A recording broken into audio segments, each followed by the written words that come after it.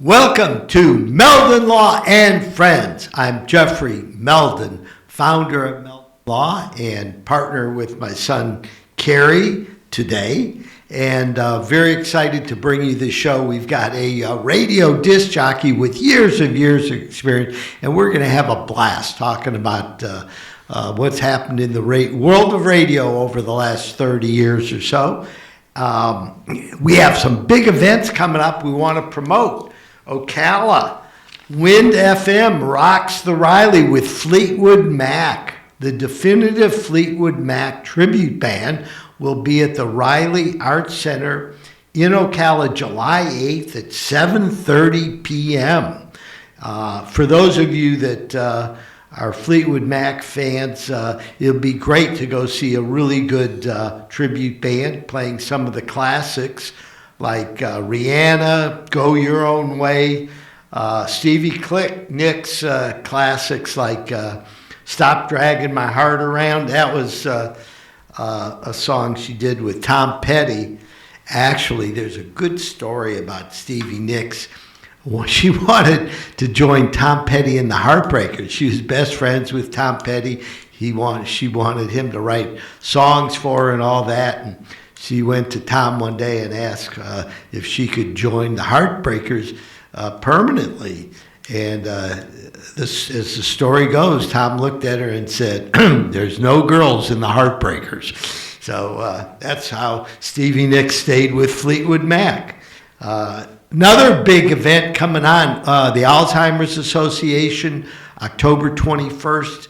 We're going to be walking in Gainesville at the Trinity Methodist Church. It's an exciting event, and we're trying to raise $140,000 by putting together teams that will go around and try to get any donation, $5, $10, $20, doesn't matter. What we want to do is, number one, create awareness for all the wonderful things that are going on now as far as helping find cures for Alzheimer's and dementia. And there are new medications that are being reviewed and approved by the FDA. So let's take advantage of it. It's going to be really important for those loved ones that we have to help minimize the effects of a devastating disease. Meldon Law. Founded in 1971, we do accident cases. We help people put their lives back together after serious accidents. We've been very, very fortunate.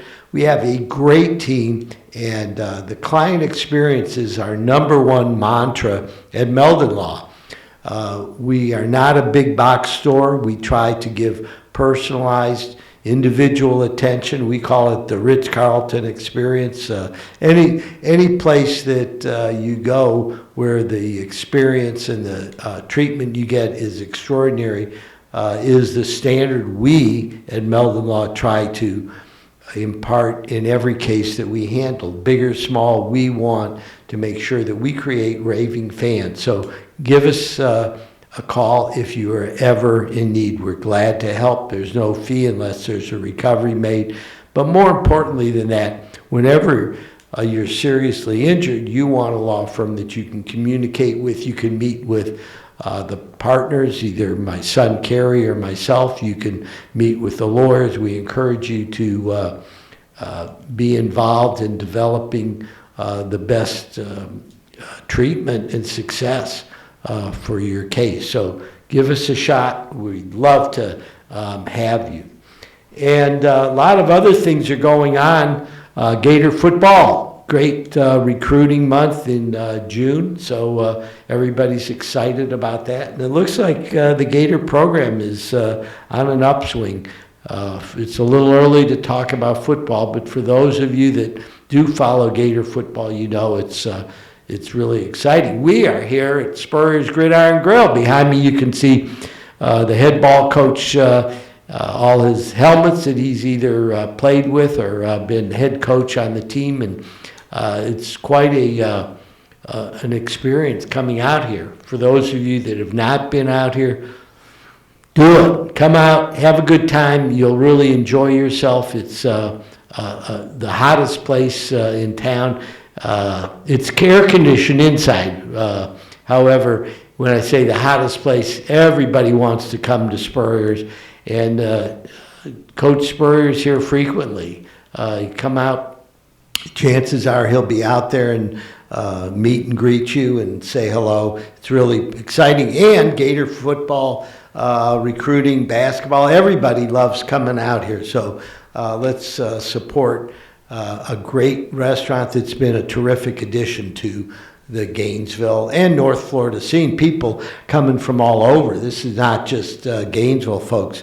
I know Ocala, a lot of our friends in Ocala come down here all the time. It's easy to get to right on the interstate. So let's support a great restaurant. We have a terrific guest coming up, Stevie D, who's a radio DJ, and we all love our radio DJs. I'm going to be bringing Stevie D on, and we're going to talk what it's like to be a DJ and what it was like in the old days, what it's like now, how things have changed, and I think you're going to really find it interesting. So we're going to take a short break on Meldon Law and Friends, and we'll be back with DJ Stevie D. Meldon Law has been serving personal injury victims since 1971. In those days, Jeffrey Meldon's presence as an attorney in the music scene dubbed him with the nickname the Hippie Attorney. And although times have changed, two things haven't: our commitment to bettering our community by helping the injured, Albert, are you ready to go to the game? and our love for the Florida Gators. If you bleed orange and blue, Meldon Law is the firm for you.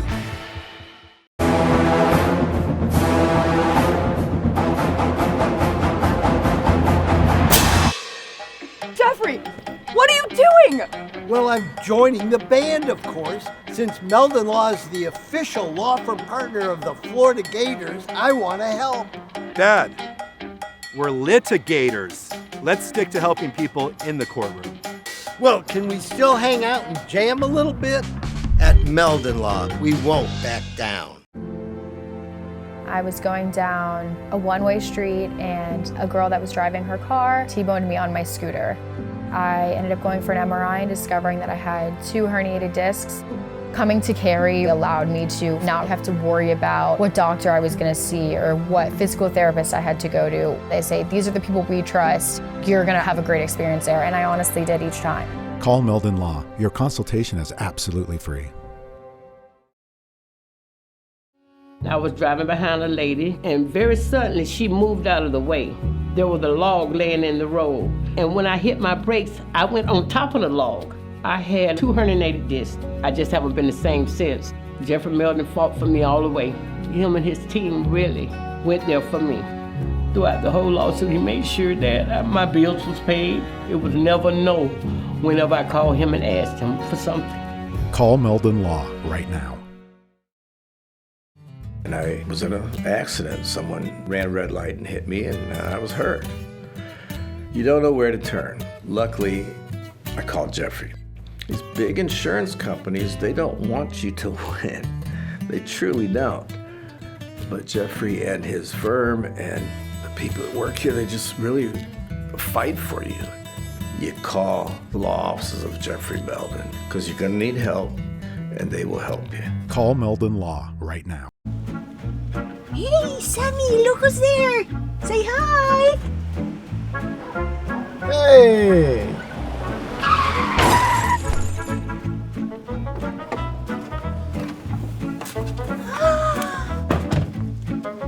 You again! Meldon Law, Jeffrey speaking. Jeffrey! Somebody else hit us Yeah. Here we go again.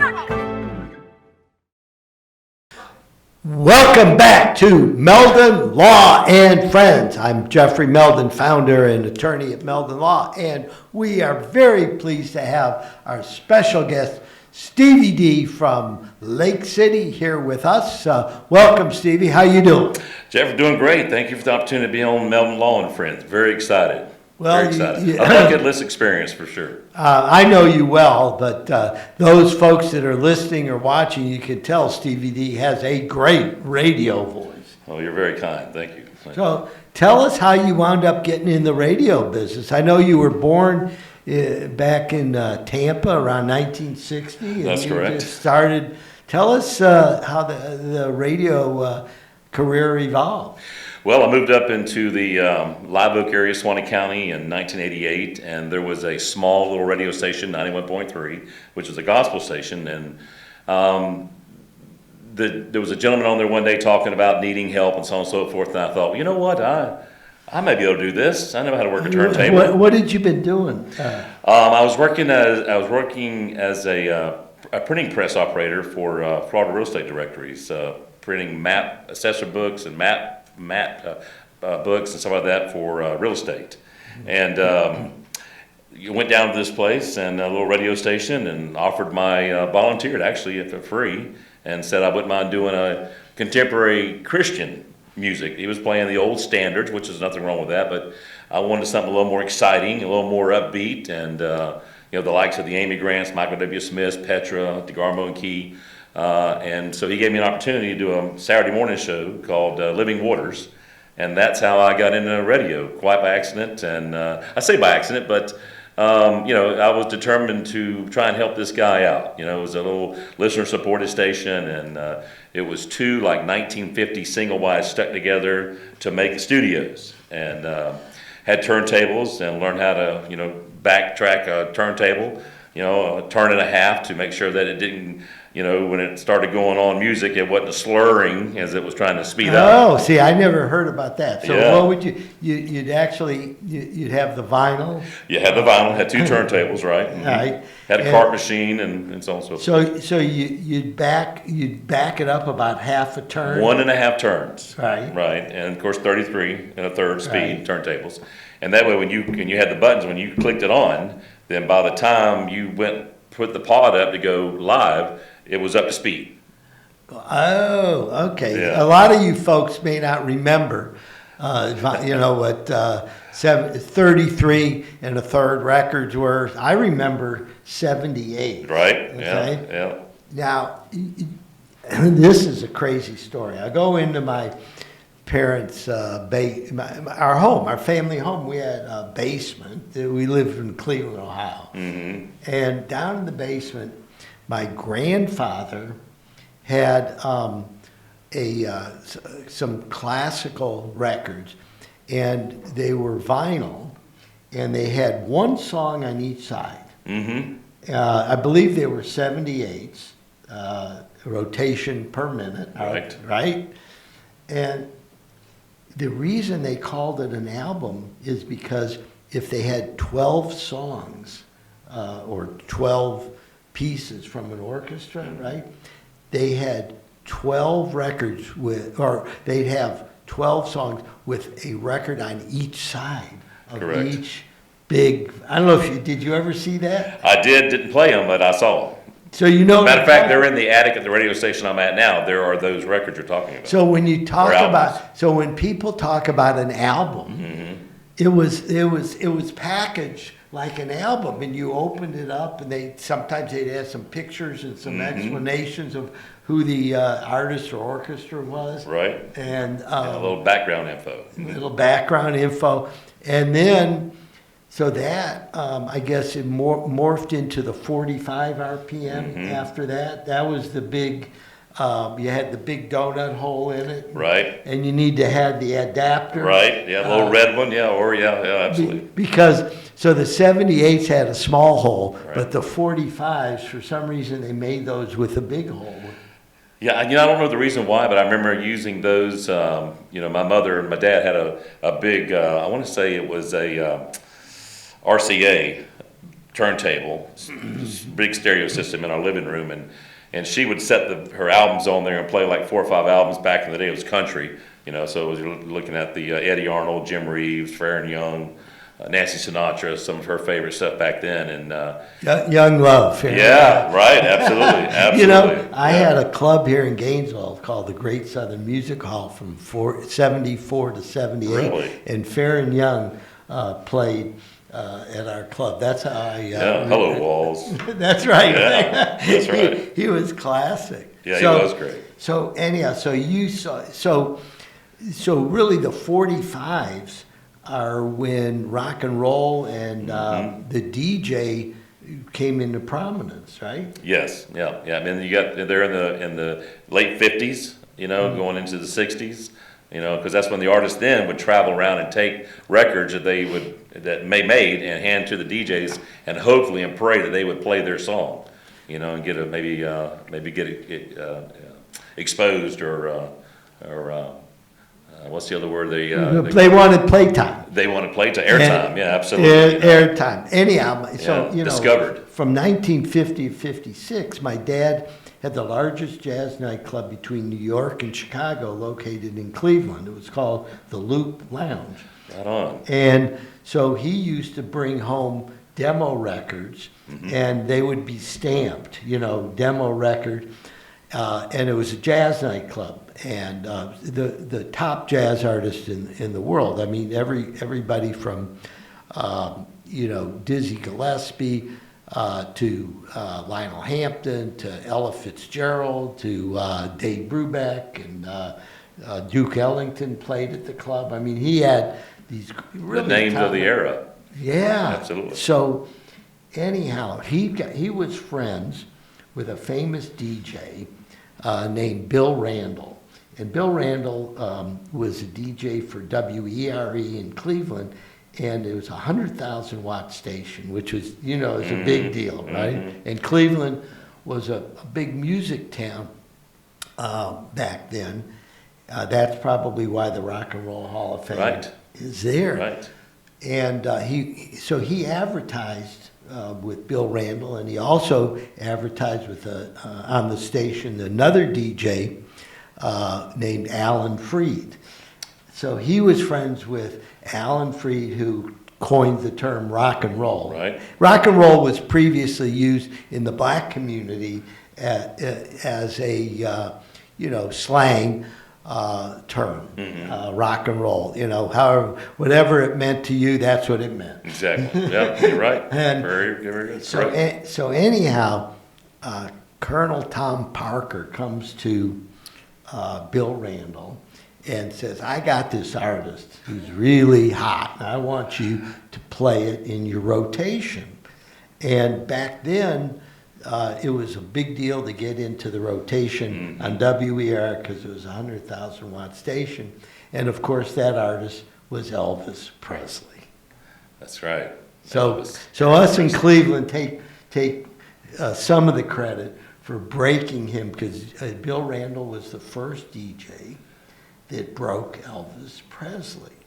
Isn't that exciting? Yeah. Yeah, especially to have that footprint in that arena and being able to have that first, because nobody can do that again.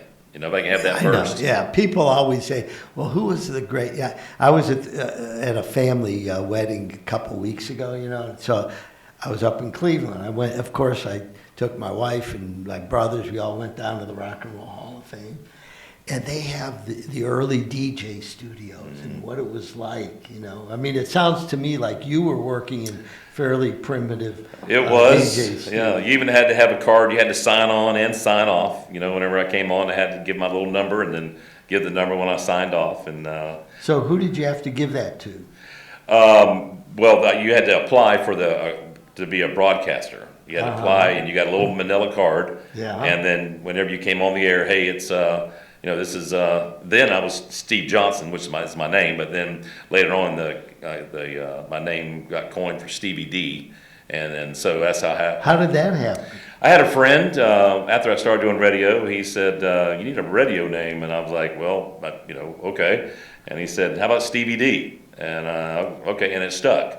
And people say, "What does the D stand for?" I like to say debonair, but well, you are.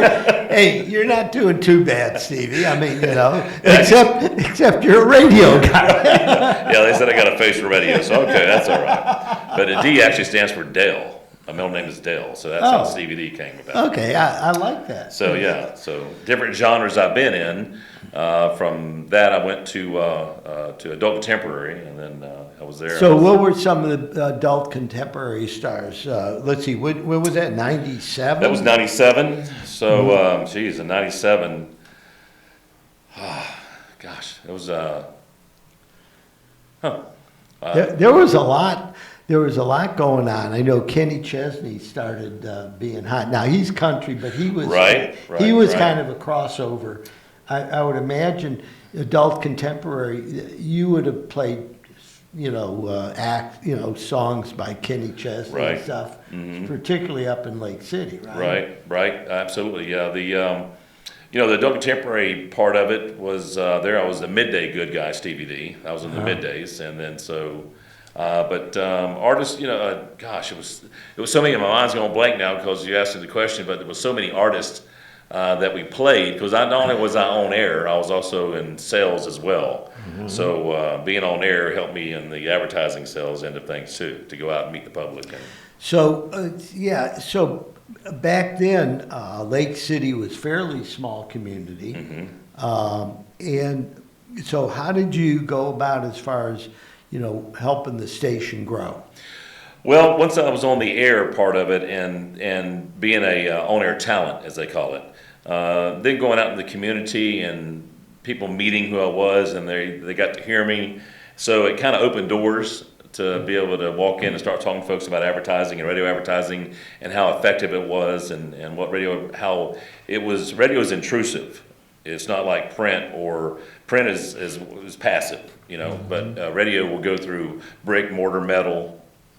And so the intrusiveness of radio was why it's so effective, And you probably know lyrics of 1,000 songs that you never intended to learn, but you did because you heard it over and over, repetition. And that's what radio does.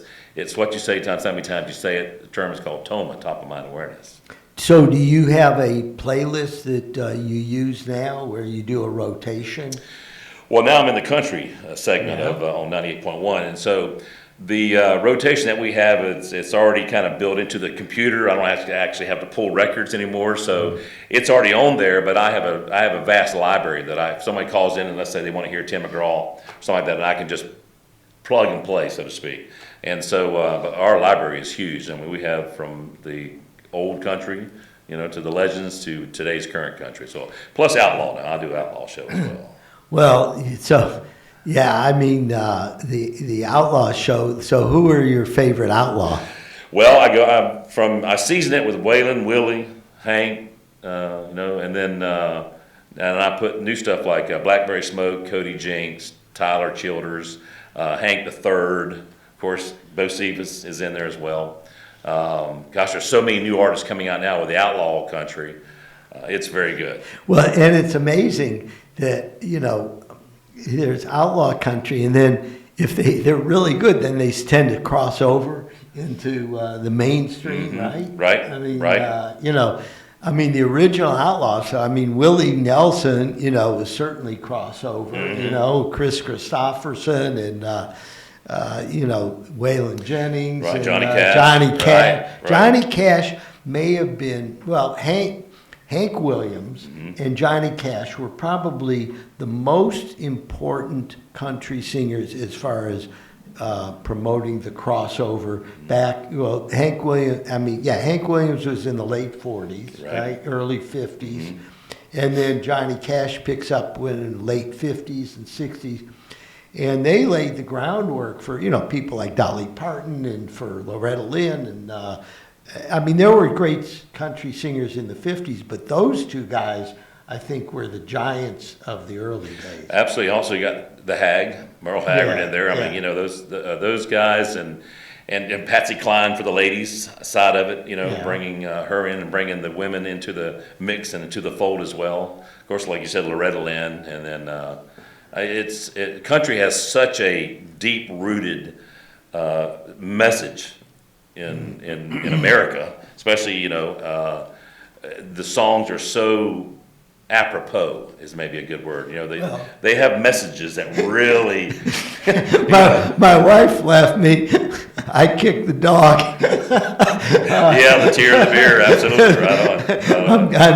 I'm having a drink because I don't know what else to do. Exactly. Yeah. I bought a handle because I'm missing you. Hey, I went to the Ryman in Nashville in 1970, and saw the old Ryman Yes. and saw a show in there, and that was really inspirational for me because that was like a church.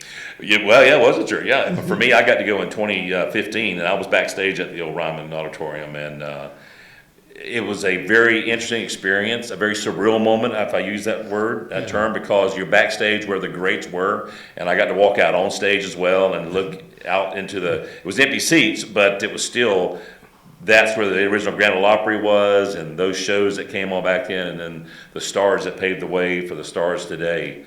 A very surreal moment, and going to Nashville for me was like, I guess a Christian going to Israel for what I do, I'll tell you, I'm Jewish, and I went to Israel like 2 months ago for the 75th anniversary, and I would encourage all of our Christian friends to check it out. I mean, it is amazing. You go to Jerusalem, and by the way, it's very safe over there. You hear about all this stuff, but I tell all my friends, go there, check it out, Jerusalem.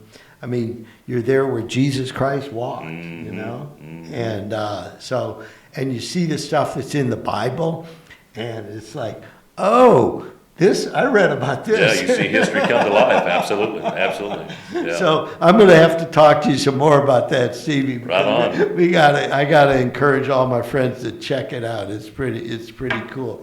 So let's talk about the state of the radio DJ and radio right now. In TV, cable, people are cutting the cable. There's apps, that different. It's being bifurcated to the point where on TV, there's no one central cable provider that dominates completely anymore. How is it with radio now? I mean, you've got competition, right? Sirius Radio, and there's the different Pandora and Spotify and stuff. So how are you dealing with those changes in the music industry?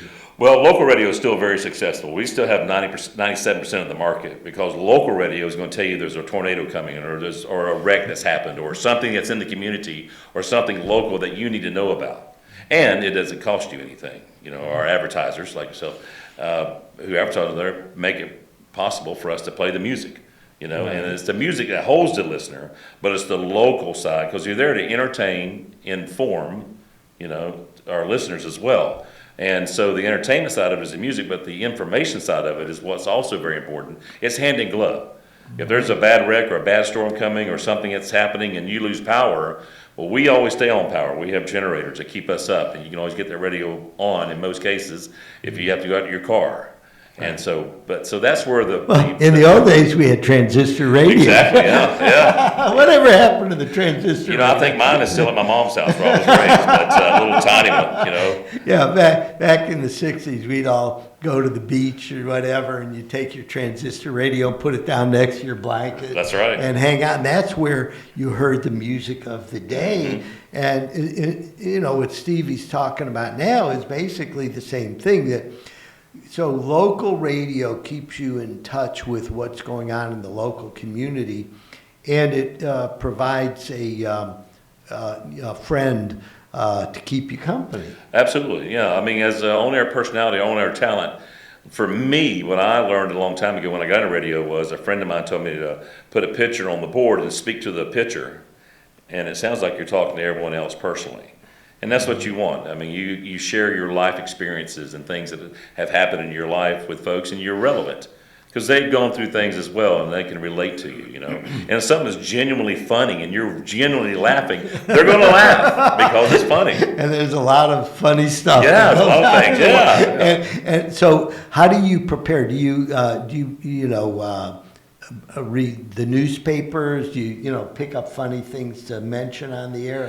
What do you do? Well, a lot of things are just personal things that happen in my life, day in and day out, on the weekends, on the river, on the beach, with friends, at outings down here in Gainesville, hanging out, Gator games or whatever. And then I can go online and get certain things that if I want to know about a little more deeper about a particular artist or something like that, that interests me. Because if it interests me, there's a certain percentage of people that are going to be interested too. and so it just kind of overflows and it fills voids and gaps that they may not know about. And if I can present that to them with the information side of things, it's also entertaining. So Yeah, right, and that's what differentiates what you're doing from Spotify or Pandora or Sirius or whatever. You're the local guy. Right, who's talking with and I get to go out in the community. I mean, if I'm at a grocery store or a convenience store or so on and so forth, because I'm kind of the face of 98.1 in Live Oak, and so I introduce a lot of artists on stage at the Spirit of Swing Music Park for the big Swing River Jams and different artists that are around. I have the great honor and opportunity to go and meet them and introduce them on stage. So it puts me out in front of a lot of people at one time. So more people know who I am than I know who they are, but all those people are just as important. They're all listeners and folks who very kind and say very kind things and enjoy the station and enjoy a story I may tell, because again, the relevant side of the human side of the radio is what really, really draws people in. And I enjoy that. So let's tell our listeners and viewers again the station that you're currently on and what are the call numbers. It's WQHL, Today's Best Country in the Legends. It's 98.1. We broadcast out of Live Oak, Florida. And I have a Saturday night show called the Big 98 Outlaw Show with the Outlaw man, Stevie D. So that's... How far does the station go? We reach from Steenhatchee to McClenny to Valdosta to Gainesville. Oh, wow. Yeah, we throw a big broadcast net. Well, we're 50,000 watts. Oh, so yeah, 50,000 watts in that part, and you don't have that many other signals interfering up there. No, really, no, we don't. I mean, and we're very fortunate about that. We're very, very, very grateful for the opportunity and that folks that can listen and tune in and streaming and all those kind of things that we do to get the message out. So how far south do you get to Gainesville? We get to right at 39th. Right. Yeah, right at 39th. 39th and Yes, sir. I-75. Yes, sir. And, Yes, sir. So those of you that live in Lake City and work in Gainesville, you can listen almost all the way to work. That's right. Yeah. And what times are you on during the day? Now, again, I'm on Saturday nights. I'm on from 8 till 10 Saturday nights. Right. And then I'm director of sales otherwise. So during the days, I'm talking about advertising and helping our sales associates and reps learn how to sell air. Because that's what we really do. We lease airs. We lease ears, sell air. I love it. Yeah. So right now is country music. I know. I look at the ratings, and country music is rocking as far as the ratings go. I mean, they're knocking it out of the park. Yeah, it's still the fastest growing genre out there. So right now, who are the top three country artists in your opinion? Well, Morgan Wallen by far, and not only on the country, he crossed over. He's number one in 4 different genres. Jelly Roll is very huge right now. Luke Combs is on the top. That's the top 3 right now. I mean, the most requests. And we got Landy Wilson as far as the female side. She is really knocking it out of the park. Of course, then you have your standards that have been Tim McGraw, that'll always be there. Kenny Chesney, Carly Pierce, which is another new young artist coming up. There's so many that we have the opportunity and honor to play and get to meet. So, what do you call Taylor Swift? Is she country or is she pop or what? She's probably more pop now than she was. She started in country, of course. That gave her foothold and stair-stepped her way to where she is now. And because now she's in the stratosphere with what she does now. I mean, if you see. But it's pretty cool to see a country star, and I mean, she obviously still has country roots. I mean, it's not like she doesn't have country songs in her repertoire. She just does it in her own style. Right. And but I can think of all the country artists in my day going through, and she really, is probably the number one as far as sales, drawing people to big shows, to really demonstrating just how far country roots have gone, and of course, the crossover is very interesting because the lines are blurred in many ways. It is. It's true. And again, Carrie Underwood, coming off American Idol, winning that, she really paved a huge way for a lot of the up-and-coming women artists, especially in the crossover market as well, because she crossed over pretty quick. Maybe not in the intentional side of it, but her music was so good that you could not play it. So for those of you viewing and listening, what Stevie D and I are talking about is the fact that when it comes to record sales and listeners and to country music stations, that country music is dominating the airwaves right now. It is. And it's well deserved, because I think the production is terrific, the songwriting is great, the artists are really stepping it up as far as their performances and getting out there and letting people see what country. I mean, we're from the South here. I mean, I've lived here since 1970. You're a Tampa guy, right? And Tampa's probably been a country town, as far as country music, even though it's a big city. Mm-hmm. Well, being raised down there, I mean, hearing the stations growing up down there, and of course my parents huge country fans, and then I was born in 1960, so I went through the classic or the early rock, classic rock, disco, country, because I was in that whole era, for me, which is very, very exciting. So were you a Beatles fan? I was in the early on. I wasn't quite as big as a Beatles fan back in the day, but I do like some of their songs.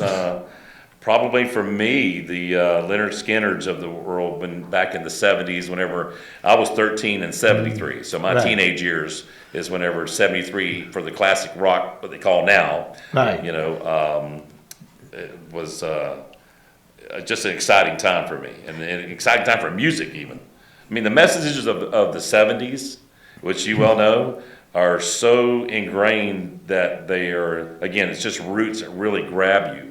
The lyrics, especially in that era of time. Yeah, I think, music in the late 60s and the early 70s was really important. Somebody had told me that the music that most resonates with people is the music that you were listening to when you were 14 years old. Mm-hmm. Did you ever heard that? Yeah, absolutely. Absolutely. That we never forget that. And so when I go to the Rock and Roll Hall of Fame, it's like I'm going through my life through music. You are. It is. It's the music pages in your life. It's a song you heard, and when you hear it, it takes you immediately to that spot you were when you heard it the first time. I think of the girl I was dating. Exactly. Oh my God, yes. Yeah. What great memories those are, Yeah, right. Well, that was, I remember dating this one girl, and we were, having a good time, and I think we were listening to the Moody Blues. They had the Days of Future Past, and it was kind of a ethereal album, and I'm listening to it, and whenever I hear that album, I remember that girl, Right, absolutely, yeah. For me, it was like in the skating rink, back in the days when the skating rinks were real popular, and then you're all right. It's a couple skate, so you're looking for a girl to ask to skate, and then are you talking about roller skating? Roller skating, yeah. And so of course they got the real nice stereo system in the skating rink that I was raised around. And it got dark. Yeah. They got dark, And they had the lights Yes. whirling around and stuff. Yeah, great times. You're out there holding the hand of the girl you're skating with, and hands get all sweaty because you're nervous. You were nervous to begin with. You go ask her. Well, you hope she says yes. So. But they'd be playing the music of the day. Yes, absolutely. And some of the great songs that came out of that. I'll tell you, for those listeners and viewers, I wanted to tell you that in Gainesville, there's a city museum. The history of Alachua County is at the Matheson Museum, and we sponsored and put together the history of the music scene in Gainesville in the early and mid 1970s.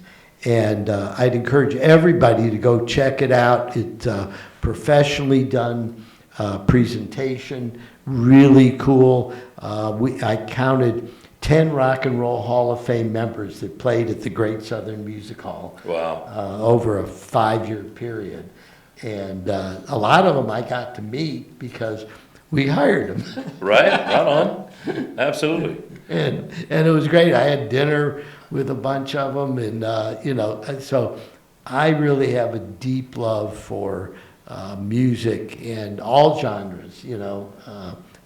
I dated a girl that loved country music, so I learned all about country music. Right. Yeah. Well, yeah. I know for me, growing up, there was country, and then like on Thursday nights it was a certain place I went to in Tampa for country, and then on Fridays I would go to Lakeland, Florida, to the rock concerts, of the day. My very first concert ever in my life in 1976 was the Beach Boys. Oh, wow. Very first concert. That 16 years old. Incredible. Oh, it was great. It was awesome.